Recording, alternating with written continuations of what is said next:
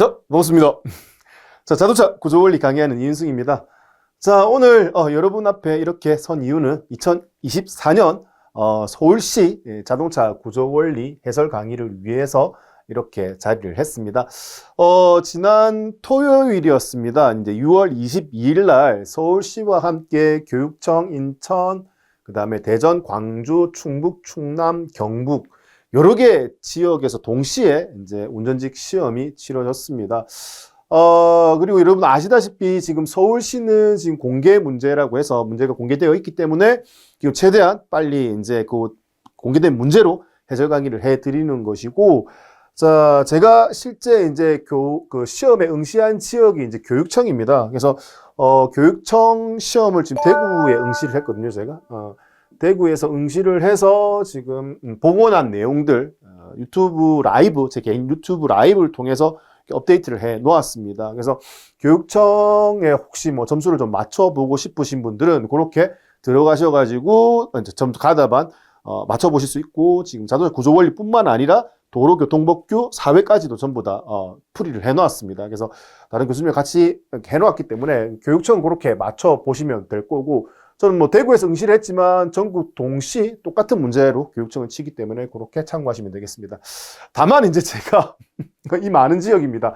인천, 대전, 광주, 충북, 충남, 경북 좀 몸은 안 하고 다 응시할 수 없었기 때문에 요 지역에 대해서 지금 보건 문제는 지금 전무후무합니다. 그래서 관련된 내용이 아예 없습니다. 그래서 혹시 이 영상을 보시다가 여기 혹시 지역에 응시하시고 나서 서울시 풀이를 한번 보려고 들어오신 분들은 제 개인 메일이라든지 아니면 블로그, 뭐 유튜브 다 좋습니다. 어떤 경로로든지 뭐 키워드도 좋거든요. 키워드라도 이렇게 보내주시게 되면은 그 내용 좀 참고해서 내년 교재 준비할 때 최대한 좀 많이 보고를 해가지고 좀 내실을 키울 수 있는 교재를 좀 알차게 만들 수 있는 그런 계기가 되지 않나 싶습니다. 그리고 이제 보내주셔서 성의를 보여주시고, 그 다음에 이제 면접 자료가 혹시 또 필요하신 분들은 그것도 또 괜찮은 양질의 또 면접 자료를 또 더 보내드리도록 할 테니까 일단은 좀 최대한 보시고 난 이후에 복원이 된 내용이 있으면, 기억나시는 내용이 있으면 가볍게 이렇게 보내주시면 좋을 것 같아요.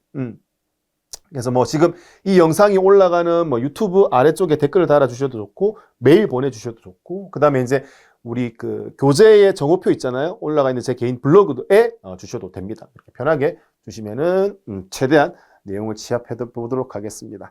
자, 그럼 거두절미하고 일단 이제 서울시 자동차 구조 원리 1번 문제부터 한번 풀이해 보도록 하죠.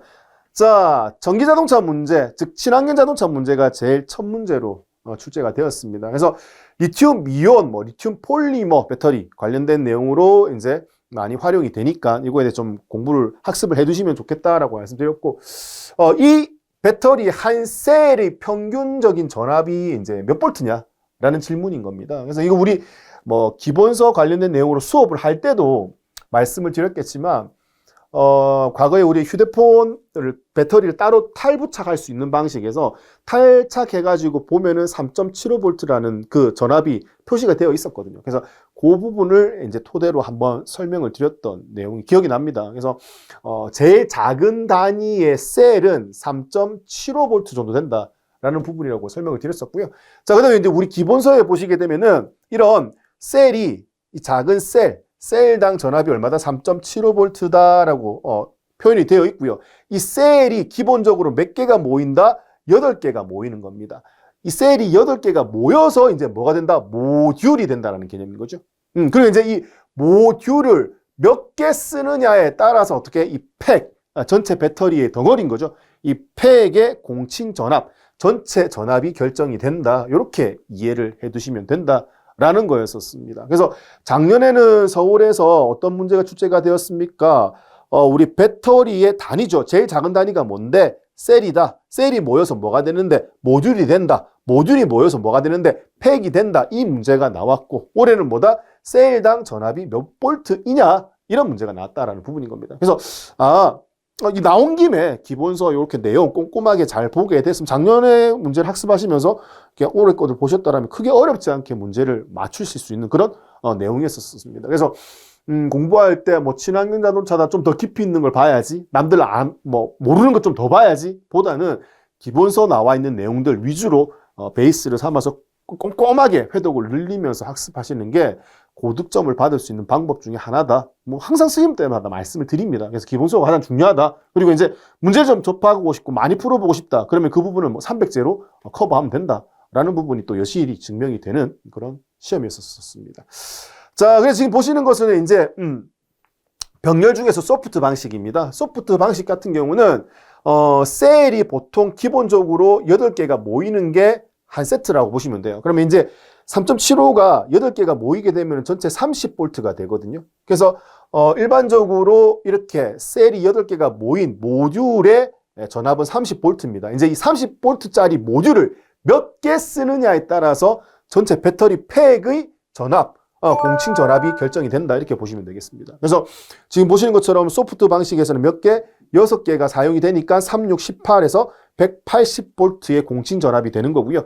자, 그 다음에 이제 하드 방식 같은 경우는 전기차 단독 주행 모드가 있지 않습니까? 그렇기 때문에 배터리 공칭 전압도 좀 더 높아야 된다. 그래서 셀이 모듈이죠. 모듈이 몇 개 들어간다? 9개가 들어가게 된다. 그럼 39, 27에서 270볼트의 팩, 전체적인 배터리 팩의 전압을 가지게 된다. 공칭 전압을 가지게 된다. 이렇게 표현할 수 있다는 겁니다. 그래서 요거 나온 김에 이렇게 한 번 더 챙겨 보시면 좋을 것 같다라는 겁니다. 그래서 1번의 답은 2번이 되는 것이고요. 자, 이번 문제는 이제 LPG 엔진에 단점이 있었다. 그래서 과거에 이제 그 감압 기화 장치인 베이퍼라이저를 썼을 때의 단점이 연료가 이제 공급되는 과정에서 감압되고 기화되다 보니까 증발 잡열에 의해서 주변에 공급되는 라인이 얼어버릴 수 있다더라. 그래서 겨울철에 시동성이 떨어진다. 그래서 그런 부분을 보완하기 위해서 본배에 펌프를 둬서 펌프에 압력을 가한다. 그래서 기화되지 않게끔 압을 가한 상태에서 인젝터까지 공급해서 인젝터에서 바로 액상의 연료를 분사한다. 이게 이제 LPI 엔진이지 않습니까? 그 기본 개념만 알아도 뭐다? 4번 선지의 내용이 틀렸다라고 해서 답을 골라내실 수는 있다라는 부분인 겁니다. 그 외에 이제 겨울철 고질적 문제인 냉간시의 이제 시동 문제, 이것도 확실하게 개선될 수 있다. 방금 설명드렸던 내용과 뭐 같은 내용이라고 보시면 되겠고요. 그 다음에 가솔린 엔진과 비슷한 수준의 동력 성능을 발휘할 수 있다. 공급되는 과정에서 기화가 되게 되면은 이 기체 상태에서 연료를 공급한다. 그러면 이제 농후한 상태, 좀 많이 뭉쳐져 있는 연료를 쓰기가 어렵다라는 개념인 거죠. 근데 이제 LPI가 되면서 액상의 연료를 흡기 밸브 바로 앞에서 분사를 하다 보니까 어떻게 된다? 동력을 가솔린 엔진 거의 비슷한 수준까지 끌어올릴 수 있다라는 개념인 겁니다. 출력을. 그래서 그런 부분에 관련된 내용으로 2번이 표현이 되었고, 자, 정밀한 연료 제어로 유해 배기가스의 배출이 적어지게 되었다. 이제 요게 개념인 거죠. 가솔린 엔진의 개념에서는 과거에 이제 우리 전자 제어하기 전에 기화기라는 걸 썼거든요. 가솔린 엔진에서 이제 기화기를 써가지고 이제 기화기를 썼을 때 이제 우리 LPG 엔진이 가지는 즉 감압 기화 장치인 베이퍼라이저를 사용했던 그때의 단점을 기화기 때 그대로 보였다라는 겁니다. 가솔린 엔진에서는. 근데 이제 이 기화기를 쓰다가 이제 전자 제어화가 되면서 이제 얘 같은 경우는 SPI를 거쳐서, 그죠? 그 다음에 이제 MPI 방식이 나왔다라는 개념인 겁니다. 그래서 흡기 밸브 바로 앞에서 연료를 이제 분사하는 방식이 되었고, 그 방식이 이제 LPG 엔진에서는 뭐라고 표현한다? LPI 엔진이다라고 표현을 하는 부분인 겁니다. 자, 그 다음에 여러분 아시다시피 이제 MPI에서 효율을, 그 가솔린 엔진인데 디젤 엔진처럼 연료를 직분사하고 싶다. 연소실에 직접 분사하고 싶다라고 해서 나온 게 뭐다? GDI 엔진이라는 녀석이 나왔지 않습니까? 마찬가지입니다. 그러면 LPI 다음 버전 똑같이 나오겠죠. 그래서 LPG를 다이렉트로 인젝션 한다 해서 LPDI라고 하는 엔진이 지금 현재 봉고차죠. 포터하고 봉고 화물차, 소형 화물차에 전기차를 쓰다가 한번 충전해가지고 갈 수 있는 거리가 너무 짧더라는 거죠. 그래서 이제 자주 충전하다 보니 그런 단점 때문에 어쩔 수 없이 어떻게 한다? LPG 연료를 사용을 해서 LPDI 엔진이 이제 상용화돼서 출시가 되고 있다라는 부분인 겁니다. 마찬가지 이제 가솔린이든 LPG든 디젤이든 연소실에 연료를 직접 분사하면서 궁합이 잘 맞는 녀석이 있죠. 뭐다? 터보차저, 우리 과급기라는 녀석이죠. 그래서 이 녀석을 붙이게 되면은 더 어떻게? 공기 중에 산소의 밀도를 높여서 흡입하고 압축해서 연료 분사량을 좀 더 높이게 되면 어떻게 된다? 작은 엔진에서 큰 출력을 낼 수 있다라는 개념인 겁니다. 오히려 이제 뭐 다운사이징이 가능해진다라는 걸로 다시 풀어서 설명할 수 있다라는 부분인 거고요. 그래서 전체적인 흐름이 이렇게 가고 있다라는 그 맥락을 알고 있는 상태에서 학습을 하시게 되면은 정리하시기 훨씬 더 편할 수 있다라는 부분인 거죠. 그래서 이것도 지금 이제 상용화돼서 지금 사용되고 있기 때문에 조만간 이제 이 부분도 이제 출제가 될 수 있다라는 부분인 겁니다. 이제 뭐 1, 2년 안으로 출제가 될 수 있다라는 거죠. 그래서 이제 일단 이번 문제는 지금 아까 설명드렸던 대로 4번 내용이 고압 기상 분사하여라고 표현했기 때문에 이건 기상이 아니라 액상으로 분사하기 때문에 LPI 엔진에 해당되는 내용이다. 틀린 거죠. 그래서 답을 4번으로 고르시면 되겠고 지금 뭐 기본서에 있는 내용에 거의 순서만 약간 바뀌고 표현만 살짝 바꿔가지고 똑같은 내용이 있습니다. 그래서 120페이지 참조하시게 되면 뭐 이 내용도 어렵지 않게 해결을 할 수 있었던 그런 문제입니다. 자, 그 다음에 엄청나게 강조를 해드렸습니다. 정말 자주 출제됩니다. 뭐가 가솔린 엔진과 디젤 엔진에서 왜 노크가 발생이 되는데, 그럼 노킹을 좀 안 일어나게 하기 위해서는 어떻게 해야 되는데, 그럼 노킹이 발생되면 어떤 영향을 미치는데, 이거는 정말 중요하니까 반드시 좀 기억을 해달라고 말씀을 드렸고 출제도 많이 되었다라는 부분이었었습니다. 마찬가지입니다. 디젤 기관 노크 방지 방법에 대한 질문이 똑같이 나왔습니다. 그래서 가장 옳지 않는 것을 골라라 라고 하는 문제였죠. 그래서 당연히 착화성이 좋은 연료를 써야 됩니다. 착화 지연 때문에 디젤 엔진에서는 노킹이 발생이 되니 착화가 잘 되게 해야 한다. 이게 곧 세탄가가 높은 연료다. 이렇게 보실 수 있는 거죠. 자, 연소실 내 공기 와류를 어떻게 적극 활용하면 좋다. 이거는 가솔린 엔진, 디젤 엔진 공통으로 와류는 전부 다 도움이 된다고 했죠. 노킹을 줄이는데. 그래서 맞는 내용이고요. 자, 연료 분사 초기에 연료 분사량을 많게 해서 덩어리로 어떻게 뿌리게 되면은 스스로 불붙기가 어렵다. 당연히 어떻게 한다? 착화가 지연되게 된다. 디젤 엔진에서 착화 지연은 즉 노킹을 잘 발생시키는 원인이 되기 때문에 얘가 옳지 않은 것이구나라고 해서 답을 쉽게 골라내실 수 있는 그런 문제였었습니다. 자, 압축비, 압축 압력, 압축 온도를 높이게 되면 어떻게 한다? 스스로 불이 잘 붙는, 즉 착화가 잘 발생이 될 거기 때문에 이것도 노킹을 줄이는 방법에 해당이 된다라고 보실 수 있죠. 그래서 답을 3번으로 고르시면 되는 문제였고, 이것 역시 기본서 139페이지, 139에서 그 다음 페이지 140페이지 걸쳐가지고 똑같이 거의 내용이 나와 있으니까 이것도 참고하시면서 내용 한 번 더 정리를 해보시면 되는 내용이었었습니다. 자, 그 다음에 4번 문제도 보시죠. 4번 문제는 두 바퀴가 구동되는 것과 네 바퀴 사륜 구동의 특징, 요거 비교하는 내용이었었습니다. 그래서 이제 문제는 뭡니까? 사륜 구동이 가지는 특징에 대한 설명으로 가장 옳지 않은 것을 골라라 라고 이야기하는 거죠. 네 바퀴가 모두 굴러서 동력을 전달하기 때문에 등판 성능, 그다음 끌고 가는 견인력 이런 것들이 굉장히 우수할 수밖에 없다라는 개념인 겁니다. 당연히 네 바퀴를 전부 다 굴려서 구동하기 때문에 두 바퀴가 슬립이 되더라도 나머지 두 바퀴가 또 구동이 될 수 있는 부분인 거잖아요. 그렇기 때문에 이런 특징을 가지게 되고, 험한 도로나 미끄러운 노면이죠. 그래서 오프로드라든지 눈길, 빗길 이럴 때도 엄청나게 효과적일 수밖에 없다. 네 바퀴가 접지돼서 구르기 때문에. 그리고 이제 연비가 우수하다. 자, 이렇게 사륜 구동을 하기 위해서는 네 바퀴를 구동시키기 위한 동력 전달 계통이 복잡해질 수밖에 없다. 얘가 복잡해지고 어떻게 동력이 전달됨에 따라서 효율이 떨어진다는 개념이죠. 그래서 무거워지고 효율 떨어지고 연비는 나빠질 수밖에 없다. 하지만 그 외에 나머지 가지는 장점이 많기 때문에 이 장점들이 나는 필요할 경우 어떻게 유지비가 좀 들더라도 나는 사륜 구동을 선택을 하겠다. 이게 이제 우리 알고 있는 사륜 구동의 상식이지 않습니까? 그래서 그 내용으로도 얼마든지 해결을 할 수 있는 그런 문제였고요.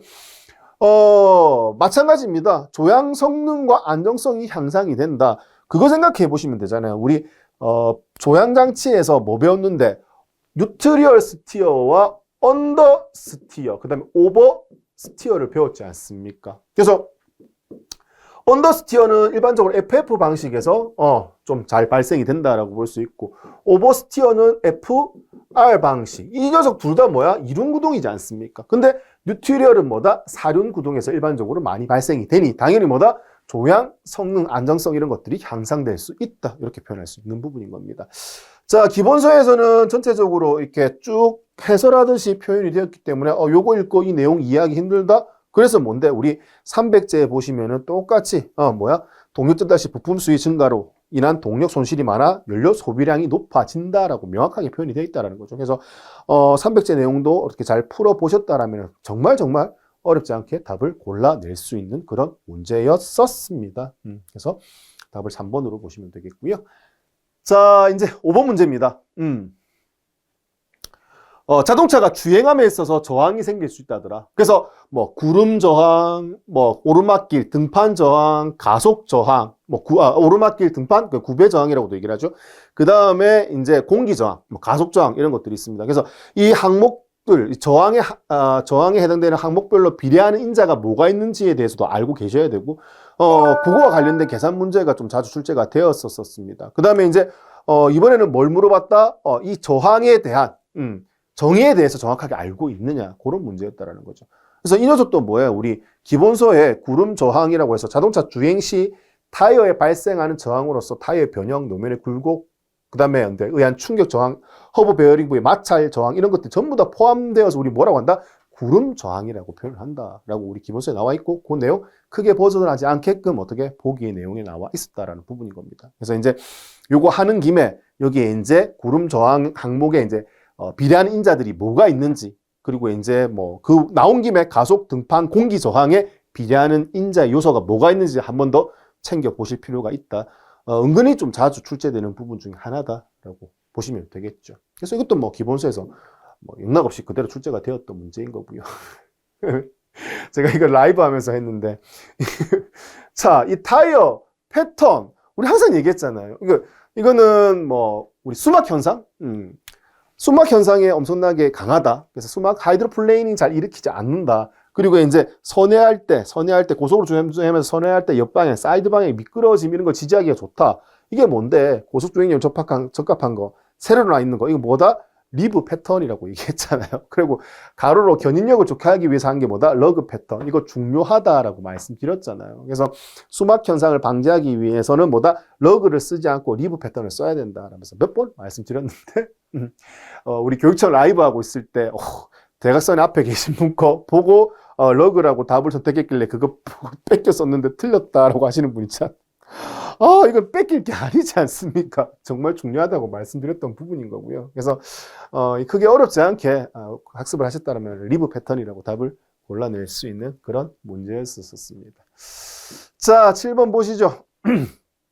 7번 문제가 그나마 조금 변별력을 줄 수 있는 문제라고 볼 수 있지만, 이것도 이제 기본서를 꼼꼼하게 여러 번 읽어보고 수업을 잘 들었다라면 크게 어렵지 않게 풀 수 있는 문제였던 거죠. 엔진 오일과 관련된 내용이고 가장 옳지 않은 것을 골라라 라고 이야기를 하는 겁니다. 자, SAE 분류라는 녀석이 있죠. 그래서 SAE 분류에 W가 붙은 녀석이 있고 W가 붙지 않은 녀석이 있다. 그래서 W가 붙어 있는 녀석은 이제 영하 17.78도, 영하 거의 18도라고 우리 표현하죠. 그래서 화씨의 개념으로 0도가 섭씨를 했을 때 영하 18도다라고 얘기했던 부분인 거죠. 근데 그때 뭘 나타낸다? 점도를 나타내기 때문에 겨울치라고 보시면 되겠죠. 그래서 W가 붙은 거는 영하 18도에서 점도를 나타내는데 그냥 상온이라고 했기 때문에 바로 그냥 얘가 답이 되는 거죠. 그래서 1번이 바로 틀렸다라고 판단을 내릴 수가 있다라는 부분인 겁니다. 요거와 비슷한 유형의 문제가 몇 번 또 출제가 된 적이 있거든요. 요거 SA 분류와 관련돼서는요. 그래서 W가 붙었을 때, 붙지 않았을 때, 이걸 사계절용 타이어를 쓴다, 라는 개념으로, 문제가 나왔었고, 이거 나온 김에 W가 있을 때 없을 때까지 같이 보실 수 있었다라는 거죠. 그래서 W가 붙지 않은 것은 뭐다? 그냥 100도씨에서 어떻게 점도를 나타낸다. 이거는 이제 맞는 거고요. 그래서 답을 1번으로 고르는 거는 크게 어렵지는 않았다. 자, API 분류로 나눴을 때 가솔린은 뭐가 붙는다? 앞에 M이 붙고, 디젤은 앞에 D가 붙는다라고 표현했던 부분인 거고요. 그 다음에 이제 조건입니다. 엔진 오일을 사용하는 조건이 좋은 조건, 중간 조건, 나쁜 조건인 거죠. 부하를 많이 받지 않는 좋은 조건에서는 ML, 중간 조건, 나쁜 조건, 가솔린 엔진. 디젤 엔진 마찬가지인 거죠. 이게 좋은 조건에서는 G, 그 다음에 중간 조건, 나쁜 조건 이렇게 나눌 수 있다라는 부분이었던 겁니다.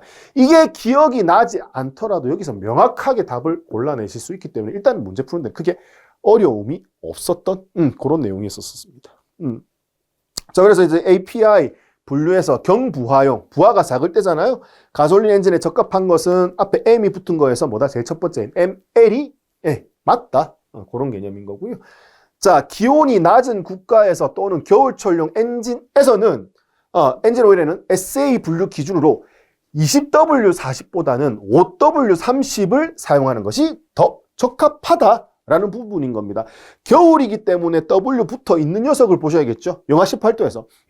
영하 18도에서 20이고 영하 18도에서 5입니다. 그러면 겨울철에 나타내는 점도, 저 점도를 나타내는 기준이 뭔데? 우리 세이볼트라는 녀석으로 나타낸다라는 개념인 거죠. 세이볼트가 뭔데?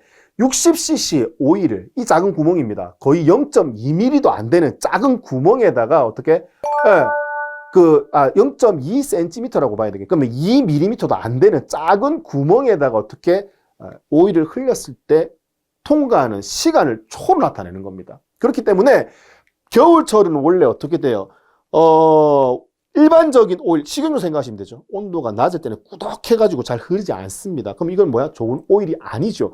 겨울철임에도 불구하고 잘 흘러서 어떻게 된다? 흐르는 시간이 짧으면 짧을수록 좋다. 그래서 W가 붙었을 때는 통과하는 시간이 뭐야? 짧은 것이 좋다. 그래서 지금 보시는 것처럼 얘는 뭐야? W가 붙었는데 얘는 5초 만에 통과했고 얘는 뭐야? 20초 만에 통과했다라는 개념인 거죠. 그럼 겨울철에는 잘 흐르는 것이 좋기 때문에 W가 붙었을 때는 어떻게? 앞에 숫자가 작은 것이 더 좋다. 좋은, 괜찮은 오일이다. 우리 점도 지수로 따지면 점도 지수가 더 높은 오일이다. 겨울철에서 봤을 때. 그렇게 표현할 수 있다는 거죠. 그래서 3번 내용도 맞습니다. 그래서 옳지 않은 것은 답을 1번으로 선택하시면 되는 그런 문제였었습니다. 이 문제가 제일 어려웠었어요. 이거 왜? 근데 이것도 약간의 상식만, 기본적인 내용만 알고 있었다면 크게 어렵지 않게 풀고 넘어갈 수 있는 문제였기 때문에 조금만 관심 가지고 공부하신 분들은 대부분 다 만점을 받지 않았나? 뭐 그렇게 생각을 해봅니다. 자, 축전지와 관련된 내용도 정말 많이 얘기를 했고요. 제일 처음 들어가면서 납산 축전지 관련된 얘기를 많이 했죠. 그래서 옳은 것을 고르라라는 문제고요. 자, 12V입니다. 6개의 셀이 들어가죠. 제일 작은 단위고요. 얘가 셀당 기전력이 2.1V라고 했습니다. 얘는. 그래서 얘가 6개가 어떻게 직렬로 접속이 되어야지만 전압이 어떻게 높아질 수 있다는 거죠. 병렬로 연결되면 전압은 그대로잖아요. 용량만 커지고요. 그렇기 때문에 얘가 어떻게 한다? 셀이 병렬이 아닌 뭘로? 직렬로 연결이 되어야지 6개가 모였을 때 12.6V가 나올 수 있다. 이렇게 해석할 수 있다는 거죠. 자, 양극판은 과산화납, 혹은 또 이산화 PB, PbO2, 이산화납으로 표현할 수 있고요. 음극판은 그냥 해면상납 혹은 납에서 PB로 표현할 수 있습니다. 그래서 2번이 너무 쉽게 맞다라는 걸 아실 수 있고요. 양극판은 음극판과의 화학 평형을 위해서 한 장 더 준다. 우리가 접지를 많이 잡으면 안정적인 것처럼 양극보다는 뭐다? 음극을 더 많이 둬야 되는 거죠. 그래서 양극판보다는 뭐야? 음극판을 한 장을 더 둔다라고 해야지 맞는 표현이 되는 겁니다. 자, 납산 축전지 경립판은 둘을 나눠줘야 됩니다. 붙지 않게끔. 붙으면 단락이잖아요. 단락되지 않게끔 중간에 끼워서 어떻게 전도가 아니라 비전도성을 가지고 있어야 된다라고 해야지 맞는 내용이 되겠죠. 그래서 여기에 맞는 내용은 2번이다. 이렇게 보시면 되겠고, 우리 기본서에 똑같이 그 내용 그대로 표현되어 있으니까 한 번 더 확인을 해보시면 좋을 것 같습니다. 자, 나올 만한 문제들이 나왔고, 자주 출제될 만한 문제들이 나왔었습니다. 그래서 기본서가 정말 중요하다. 다시 한번 강조드립니다.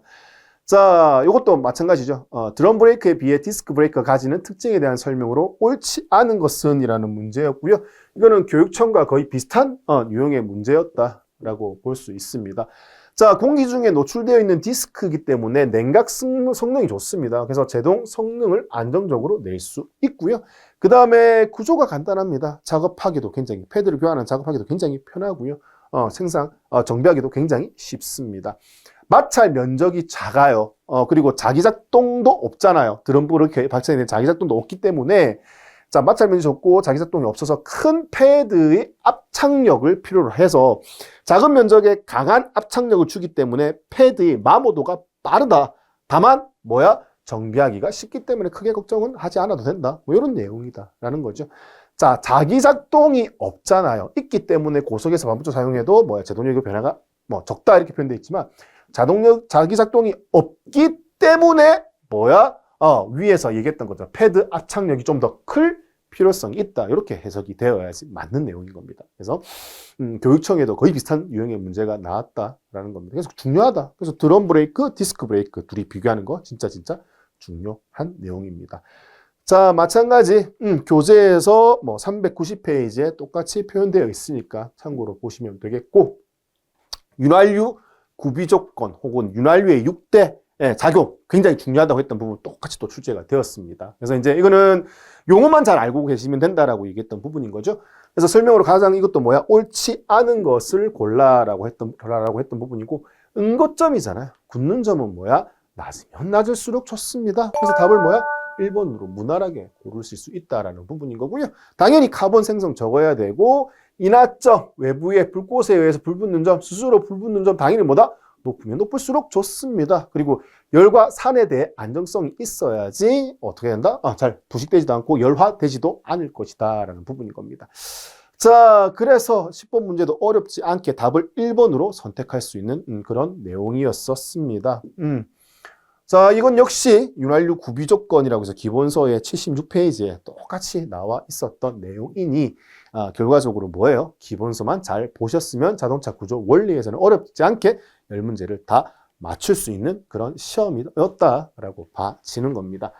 자, 아무튼 좋은 결과 있으셨으면 좋겠고요. 다른 과목도 좀 잘 보셨나요? 잘 보셨으면 좋겠습니다. 그래서 만약에 결과가 좋게 나오시게 되면은 개인적으로 메일 주시게 되면 제가 면접 자료들 필요한 것들 모아서 취합해서 전달을 좀 해드리도록 하겠습니다. 그리고 제가 앞에 서두에 수업 들어가면서 말씀드렸던 내용 있잖아요. 각 지역, 제가 지금 응시하지 못한 지역에 대한 문제 자료가 전혀 없습니다. 그래서 그 부분에 혹시 응시를 하신 분이라면은 키워드도 좋으니 저한테 메일, 블로그, 유튜브 이 영상 올라가는 아래쪽에 달아주시게 되면 제가 잘 참고해서 활용을 하도록 하겠습니다. 자, 그러면은 일단 짧게 준비해가지고 도움이 되셨는지 모르겠습니다. 그리고 이제 필기 점수가 좀 높게 안정적으로 획득해서 면접 준비를 좀 해야겠다, 미리 해야겠다라는 판단이 드시는 분들은 카페라든지 아니면 카카오 오픈 채팅방 이런 데다가 방을 만드셔가지고 사람을 빨리빨리 모으십시오. 모으셔가지고 관련된 내용으로 면접 같이 모의 면접도 해보고 자료를 공유하면서 남들 앞에 서가지고 얘기를 많이 해보는 게 굉장히 많은 도움이 됩니다. 그래서 그런 것들 시간 덧대히 보내지 마시고 최종 합격하실 때까지는 그렇게 한번 알차게 시간을 보내보시길 바라면서 오늘 수업 이것으로 가름해 볼까 합니다. 자, 수고하셨습니다.